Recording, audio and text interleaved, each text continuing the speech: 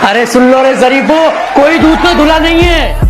अरे अपने मिलने वालों में से भी कई लोग लड़कियों के साथ रात में नाइट आउट जाते हैं, और जो जा नहीं पाते हैं वो बाथरूम हिलाते हैं, और जिनका मेरी बातों से दिल दुखता है जनाब, वही हकीकत में जिस्म का नहीं प्यार का भूखा है।